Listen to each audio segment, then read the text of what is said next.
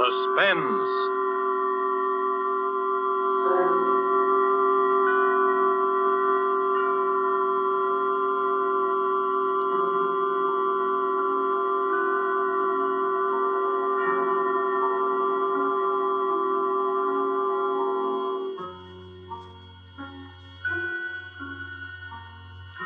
This is the Man in Black, here again to introduce Columbia's program, Suspense. Heading our Star Hollywood cast tonight is Mr. Warren William, and with him is Mr. Eric Blore. No fewer than 9 times have these two gentlemen appeared together in screen thrillers based on the adventures of one of the most celebrated characters of modern crime fiction. This familiar character will speak to you now for the first time on the air, as with the story called Murder Goes for a Swim, and the performances of Warren William as Michael Lanyard and Eric Blore as Jameson. We again hope to keep you in suspense.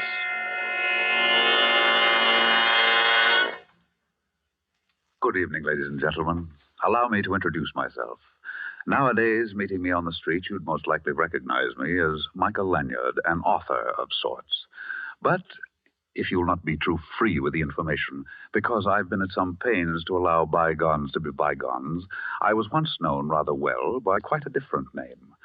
And there are still times when I find myself obliged, or should I say forced, to return to that character, to resort to the somewhat questionable talents of the lone wolf.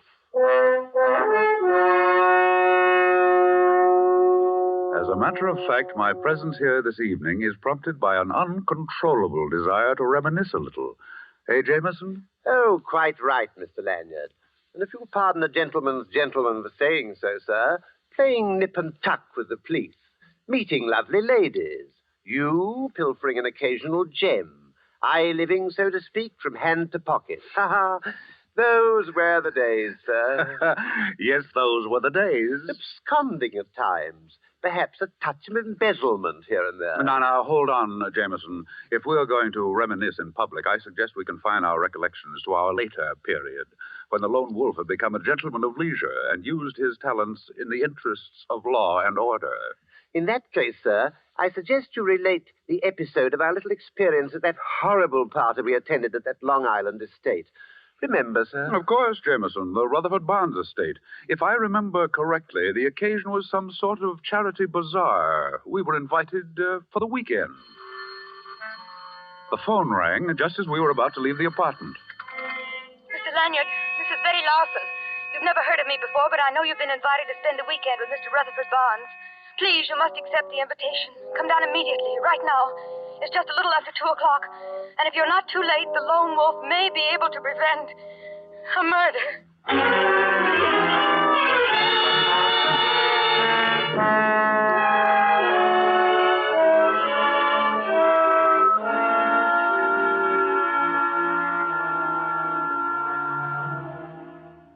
Jameson and I arrived at the Barnes estate a bare 2 hours after we'd received the mysterious telephone message. I was introduced to all kinds of people. First, the famous gossip columnist, Ralph Clinton. Well, Mr. Lanyard, this is indeed a surprise, and I might say a pleasant addition to our little gathering. Something always happens when you're lone wolfing around. Oh, I know, you've reformed. But a fellow can hope for a little excitement, can't he? See you later, old man. Then I met a very, very beautiful young lady. Oh, Mr. Lanyard, we haven't met yet. I'm Cynthia Waring. I've read all your stories and admired the ingenious way you solve those baffling mysteries. I think you're wonderful, really. And, of course, there was our host himself, Mr. Rutherford Barnes, who had recently announced his engagement to Miss Waring. I believe you've met just about everyone, Lanyard. That is, everyone except Bill Hodges. He's the firebrand of our little congregation. He's probably wandering around walking off the effects of the last 10 cocktails. Just make yourself comfortable.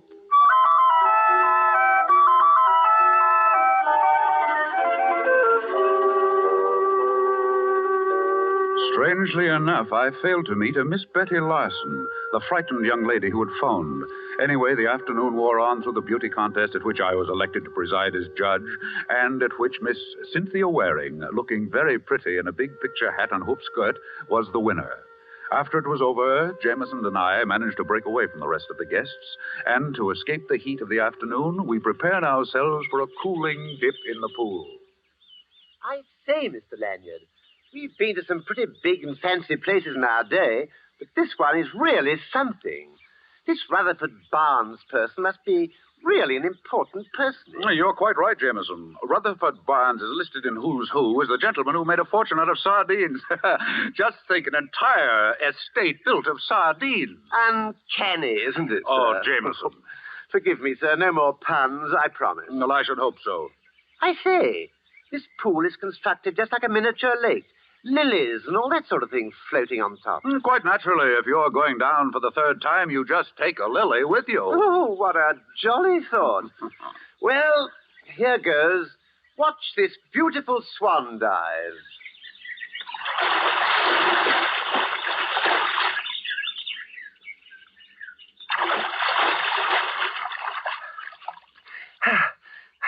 I say, this is most unusual. There's a sort of a mermaid lying in the bottom of the pool. And she's very pretty, sir. Last night it was a barmaid. Today it's a mermaid. No, but really, sir. Well, I'm the judge in the beauty contest. I'd better go down and have a look.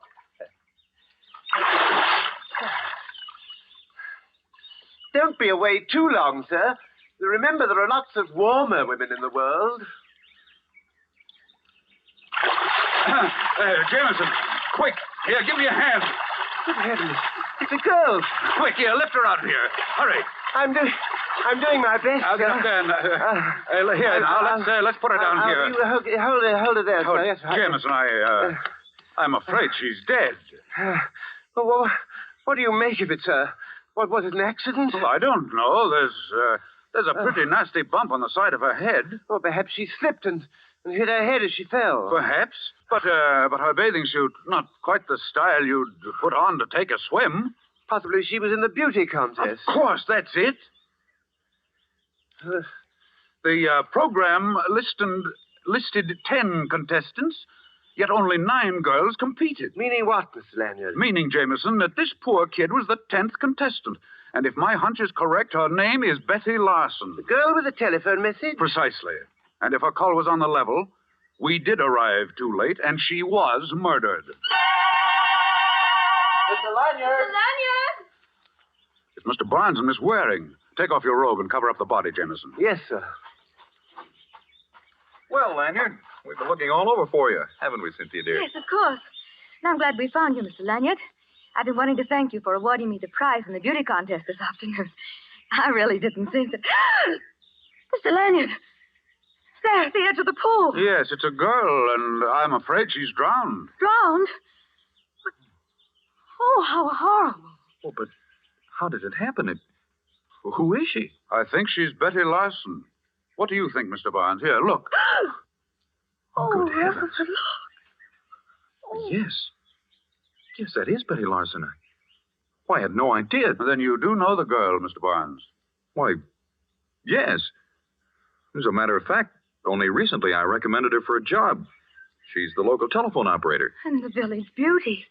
Mr. Barnes and Miss Larson were childhood sweethearts. Mr. Barnes, tell me, do any of the other guests know this girl? Ralph Clinton, for instance. Could our famous columnist have possibly known Miss Larson? Well, if not in person, most certainly by telephone. You see, for the last few weeks, Miss Larson handled my personal calls. I see. Did she ever mention the fact that there might be a murder? Murder? Well, you see, I received a rather strange message. Now, look here, Lanyard. If you're insinuating that Miss Larson was murdered, you're all wrong. It's perfectly obvious. She slipped and fell into the deep end of the pool. She can't swim. We couldn't hear her cry for help over the noise of the party, so the poor girl drowned. As simple as that, eh? Why, of course.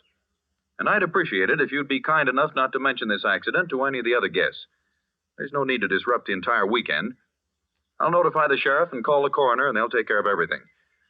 I think it might be a good idea, Mr. Lanyard, since you seem so certain that a murder's been committed, that you and your man remain on the premises. Our famous lone wolf may have a little explaining of his own to do. Come along, Cynthia.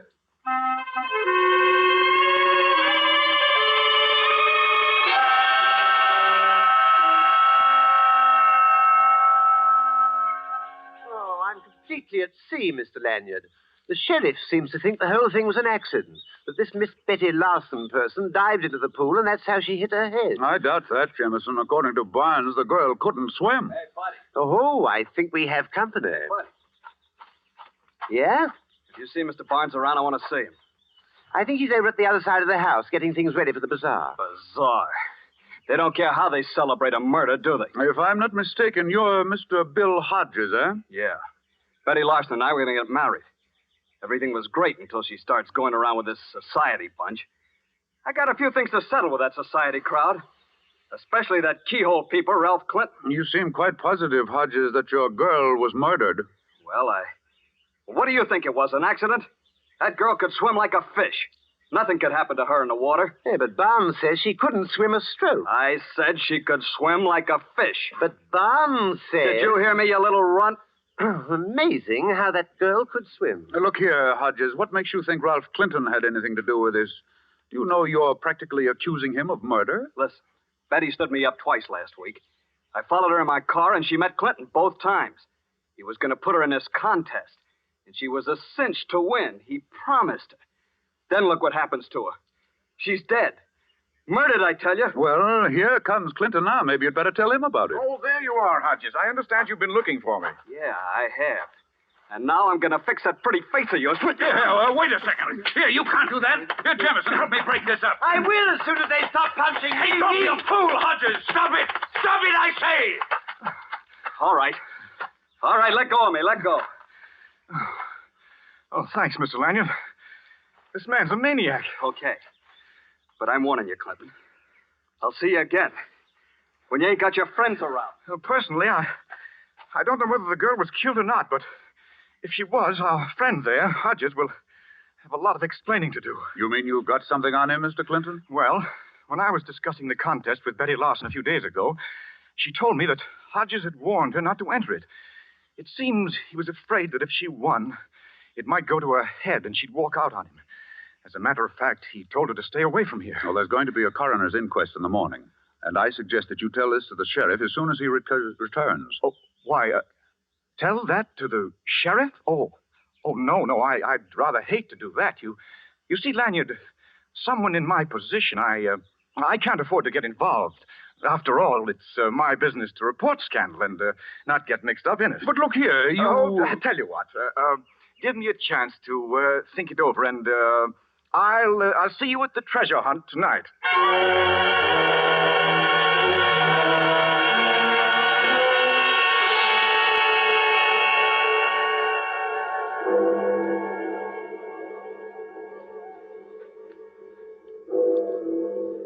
Oh, dear. 2 in the morning, Mr. Lanyard. What a ghastly hour to go tramping over the ground. Must we participate in this treasure hunt? Of course, it's all a part of the weekend. Come in. Well, it's the witching hour, Mr. Lanyard. Here's your envelope with the clues for the treasure hunt. You'd better hurry. Everybody's ahead of you. Thank you, Mr. Clinton. We'll catch up. Fine. This ought to be very interesting. Seeing the lone wolf stalking down his prey. You know very well, Clinton. Oh, sure. I forgot. You're not the lone wolf anymore. You're just nice, innocent Mr. Lanyard. Well, good hunting. See you later. Well, here you are, Jameson. This is our clue. Go ahead, read it. Under the oak and under the cover, where have met many a lover, light a match and look deep down, find your clue and win your crown. I say, isn't that lovely? Can you decipher it? Oh, of course, sir. It means, it means, Exactly, Jameson, the old well. That's where we'll find the next clue. Come on, let's get going.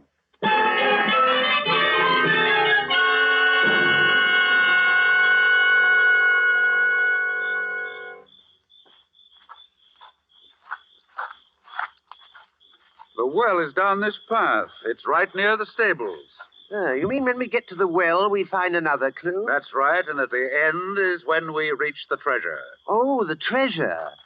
I say, what is this treasure? Jameson, it's unimportant what the treasure is. It might be a bag of jelly beans. It all sounds very silly to me, sir. There's the well over there. And look here. It's got a wooden cover on it, exactly like it said on the poem. Well, what do we do now? Now, wait a minute. Oh, yes, under the cover. Light a match and look deep down. Here, I'll take this lid off and put it here. Now, you light a match, Jameson. Right, sir. Our second clue must be somewhere inside the well. Right, ho, just a moment. Ah, there's the clue we're looking for. A piece of paper pinned on the wall inside the well with a big pin. Oh, dash it all. Match went out. I'll light another one. Oh, Jameson, hold it. Hold it. The inside of this well smells like gasoline. Yes, it does. Yes, it does smell like it's full of... Get away, Jameson. Blow that match out.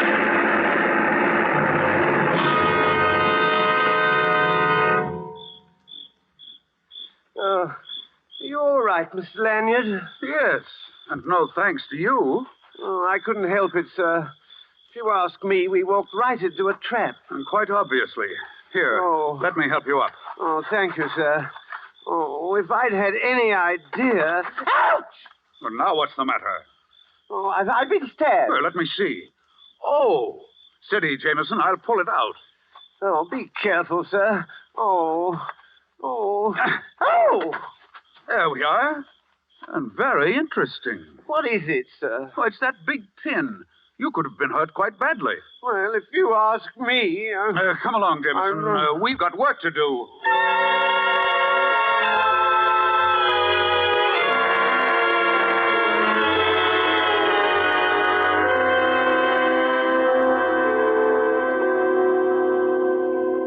And another thing, Mr. Barnes. We don't mind playing this little treasure hunt game of yours, but it's no fun when the prize is 2 bodies, especially if they happen to be our 2 bodies. Surely it was only an accident. I wish I could believe that, Miss Waring. But there's no rhyme nor reason for what's been happening. If the accident at the well was another attempt at murder, then... Well, then all our lives could be in danger. Steady, Cynthia, darling. I presume you have some idea of who the murderer might be, Mr. Lanyard. You flatter me, Mr. Barnes. I would think you had surely lined up 1 or 2 likely suspects, Mr. Lone Wolf. Why don't you tell them about our friend Mr. Clinton, sir? Clinton? Oh, well, there are some mighty interesting aspects to that road company Winchell. He was meeting Betty Larson secretly. At least that's what Hodges says. I can believe that. Clinton would stoop to anything. I didn't want to have him around, but Cynthia felt that we should cater to him for the sake of publicity for the bazaar. Hodges also insists that Clinton arranged for Miss Larson to enter the beauty contest, and that Clinton promised her that she would win. And there's the little incident at the well. If you ask me, Clinton is in this thing right up to his clues. Help! Mr. Barnes! Somebody come out here, hurry! That sounds like Hodges. He's right out there at the side of the house. Well, come on. We can go through these French windows. In here, in the bushes, you better hurry. What is it, Hodges? What's wrong? I don't know. Don't ask me. I don't know anything about it. Great heavens, look at Clinton. Oh, I can't stand it. I can't stand it. What awful things are going on. No, I don't know how it happened. I was just coming down the path. There in the bushes, he was lying right He's down. done for, all right, Mr. Lanyard. Shot. Murdered. Murdered? You did this, Hodges. You said you'd get even with Clinton. Now you've done I tell you, I don't know anything about it. I was just walking down along the path. I don't know anything about It's it. all right, Hodges. You'll have an opportunity to prove your innocence. Don't you have some theory about all this, Mr. Lyon?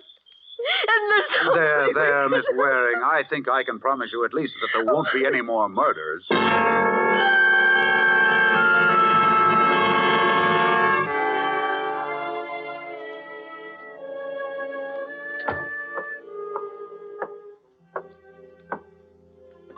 Hold the flashlight a little higher, Jameson, on the clock on the mantelpiece. Yes, sir.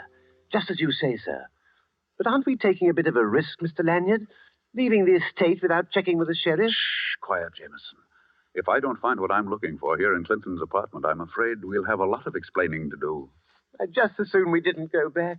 There's been 2 murders already, and they say things come in 3s. How interesting. Jameson, why do you think I've got you flashing the light on that clock on the mantelpiece? Well, sir, I'm a bit rusty. I think it might be safe to say, it would be safe. Exactly, Jameson. You never fail. The safe behind the clock on the mantelpiece. I say, I was right. Ingenious, eh, Mr. Lanyard? You have your moments. Well, it's a long time since I've operated in this fashion, but We'll see, Jameson. If you don't mind, sir, this is like old times. I do mind, Jameson, but unfortunately, certain situations are born of necessity. Then allow me to compliment you, sir. You haven't lost the old touch. No, I'm not so sure. Ah, there we are.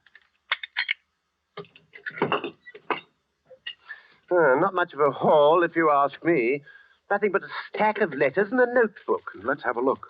All that trouble just for a bundle of papers. Just a waste of good time and talent. There could have been a pound of butter or a gas coupon or a back axle or... Aha! I say, what's so interesting? Just the... Did you find a clue to the murders? Just the motive, Jameson. Just the motive.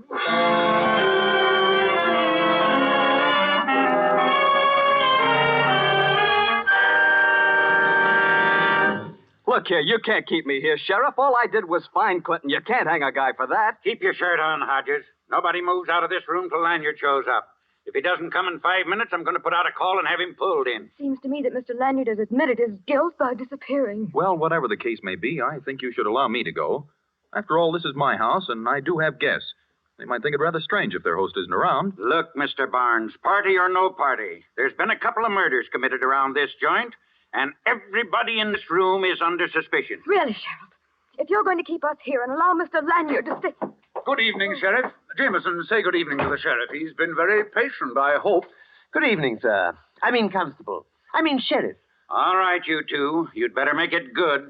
Running away from the scene of the crime won't sit so well in court. Please accept my apologies, Sheriff. Well, now that you're here, Mr. Lanyard, perhaps we can clear up this nasty mess. Yes, I presume you've been spending your time checking up on the murders, Mr. Lanyard. That's right. And I've uncovered a few details which I'm sure will prove most interesting, Miss Waring. You're wasting time, Lanyard.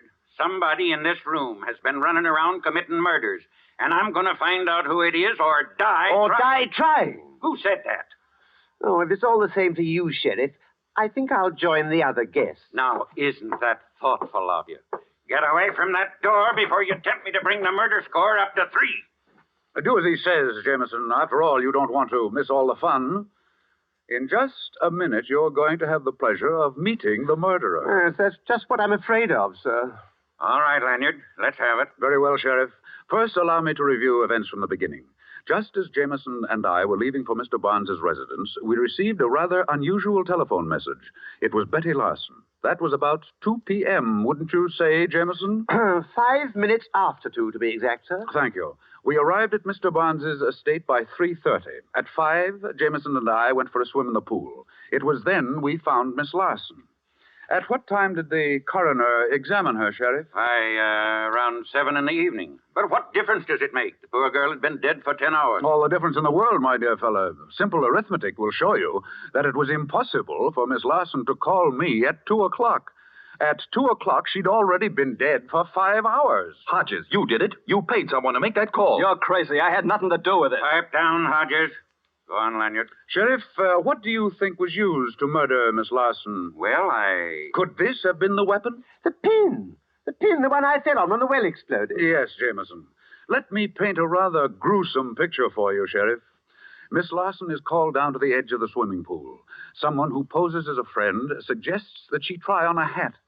In trying it on, our murderer, pretending to assist, neatly jabs Miss Larson and thrusts the pin through the base of her brain. Oh, how horrible. Could I examine the pin, please? Why, of course, Mr. Barnes. Why, it's a hat pin.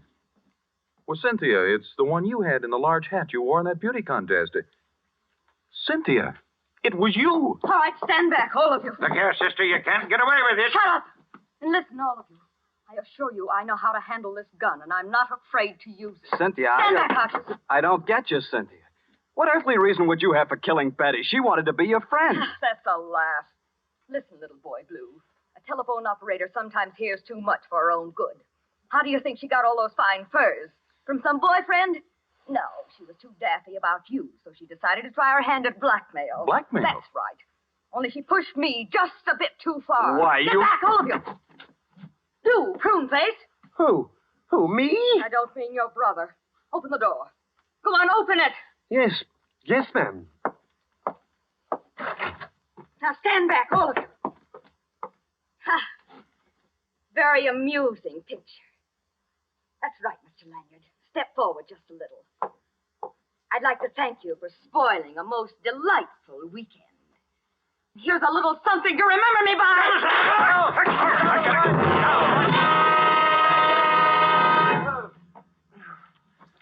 Jameson, are you all right? Yes, I think so, sir. Oh, thank heaven. Yeah, you did a good job, Jameson. You not only saved Mr. Leonard from getting shot, but when you fell against this door, you also managed to knock Miss Waring colder than a doornail. Oh, it was nothing, really. And as for you, sister, maybe these bracelets will keep you out of trouble.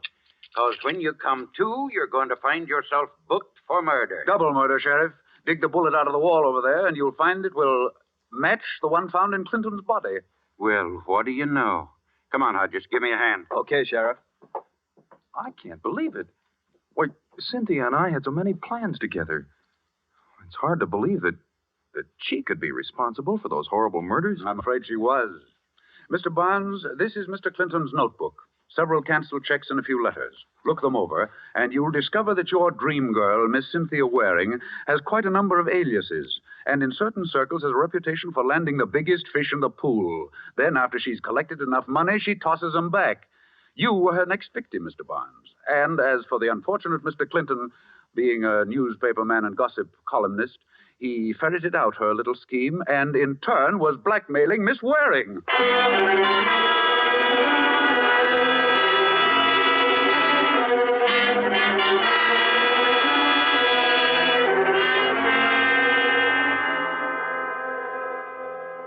Well, ladies and gentlemen, I guess that just about puts the cap on that story of our little adventure at the estate of Rutherford Barnes.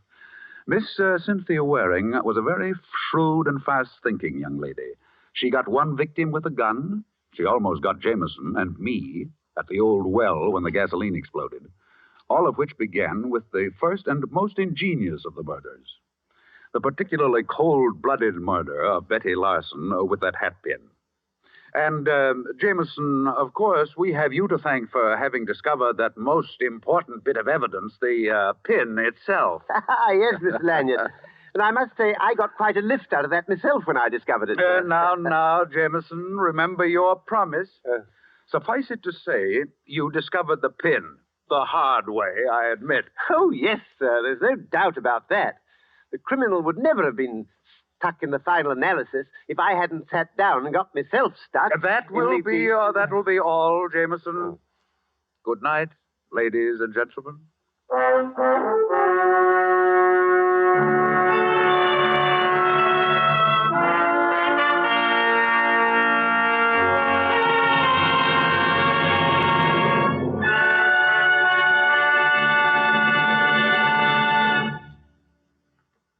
And so closes Murder Goes for a Swim, starring Warren William with Eric Blore.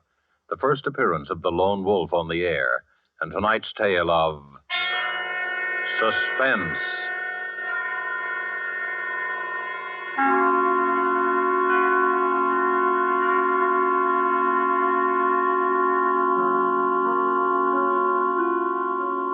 This is your narrator, the man in black, who conveys to you Columbia's invitation to spend this half hour in suspense with us again next week, when Laird Cregar will star in the suspense play, The Last Letter of Dr. Bronson, with a cast of 4 distinguished Hollywood players, Helen Vinson, Harold Huber, Ian Wolfe, and Theodore von Eltz. The producer of these broadcasts is William Spear, who, with Robert Louis Cheon, the guest director, Bernard Herrmann and Lucienne Marowik, conductor and composer, collaborated on tonight's Suspense.